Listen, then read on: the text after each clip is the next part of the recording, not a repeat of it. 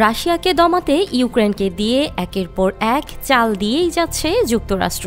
গত ৩১ জুলাই কিয়েভে রুশ বাহিনীর রাতভর হামলায় অসন্তুষ্ট মার্কিন প্রেসিডেন্ট ডোনাল্ড ট্রাম্প। তাই তো লৌহমানব ভ্লাদিমির পুতিনকে থামাতে দিলেন নিষেধাজ্ঞার হুমকি, কিন্তু ট্রাম্পের সেই হুমকিকে যেন তুড়ি মেরে উড়িয়ে দিলেন পুতিন।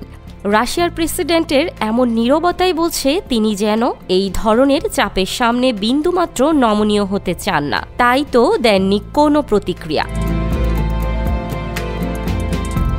কিয়েভে হামলার এমন পরিস্থিতিতে মার্কিন প্রেসিডেন্ট ডোনাল্ড ট্রাম্প রাশিয়ার কার্যক্রমের তীব্র নিন্দা জানিয়ে নতুন নিষেধাজ্ঞার হুমকি দিয়েছেন। তিনি বলেন, রাশিয়া যা করছে তা ঘৃণ্য। তবে ট্রাম্পের এই কথায় পুতিন কোনো প্রতিক্রিয়া জানাননি। কিয়েভে রুশ বিমান হামলার পরদিন পুতিন জানান, ইউক্রেনের সঙ্গে শান্তি আলোচনা চালিয়ে যেতে তিনি প্রস্তুত। অন্যদিকে ইউক্রেনের প্রেসিডেন্ট জেলেনস্কিও পুতিনের সাথে শান্তি আলোচনার প্রতিশ্রুতি ব্যক্ত করেন। কিন্তু একই সময় জেলেনস্কি প্রশ্ন তুলেন, রাশিয়া শান্তির প্রতি কতটা সিরিয়াস। তিনি আরও বলেন, রাশিয়া কি শুধুমাত্র যুদ্ধের সময় বাড়ানোর জন্য আলোচনা চালিয়ে যাচ্ছে, নাকি একটি স্থায়ী শান্তি প্রতিষ্ঠার জন্য প্রস্তুত। এদিকে রাশিয়ার প্রেসিডেন্ট ভ্লাদিমির পুতিন ইউক্রেনের সঙ্গে শান্তি আলোচনার ইচ্ছা প্রকাশ করেছেন। তবে একই সঙ্গে তিনি স্পষ্ট করে জানিয়েছেন, তার সেনারা সম্পূর্ণ ফ্রন্ট লাইন জুড়ে অগ্রসর হচ্ছে। এ সময় তিনি সম্ভবত ট্রাম্পের হতাশার প্রতি ইঙ্গিত করে বলেন, সব হতাশা অতিরিক্ত প্রত্যাশা থেকেই আসে। ট্রাম্প ইউক্রেনের সাথে রাশিয়ার যুদ্ধের সমাপ্তি না হওয়ার কারণে হতাশা প্রকাশ করেছিলেন।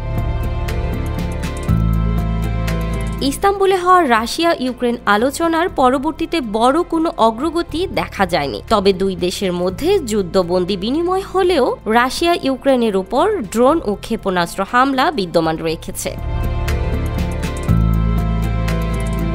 এক্সট্রিম মশার কয়েল প্ল্যান্ট ফাইবার দিয়ে তৈরি, ডেঙ্গু, চিকুনগুনিয়া বাহি সহ যে কোনো মশার বিরুদ্ধে দেয় এক্সট্রিম সুরক্ষা। নিজের সামাজিক যোগাযোগ মাধ্যম ট্রুথ সোশ্যালে ট্রাম্প লিখেছেন, রাশিয়ার সাবেক প্রেসিডেন্ট দিমিত্রি মেদভেদেভের উস্কানিমূলক বক্তব্যের জেরে আমি 2টি পারমাণবিক সাবমেরিন উপযুক্ত অঞ্চলে স্থাপনের নির্দেশ দিয়েছি। সাম্প্রতিক সময়গুলোতে ট্রাম্প ও মেদভেদেভের মধ্যে সামাজিক যোগাযোগ মাধ্যমের কথার লড়াই চলছে। গত সপ্তাহে মেদভেদেভ অভিযোগ করেছেন, ট্রাম্প রাশিয়ার সঙ্গে আল্টিমেটাম খেলা খেলছেন। এদিকে সাবমেরিনের অবস্থান স্পষ্ট না হলেও ট্রাম্প বলেছেন, এটি জনগণের নিরাপত্তা রক্ষার জন্যই করা হয়েছে।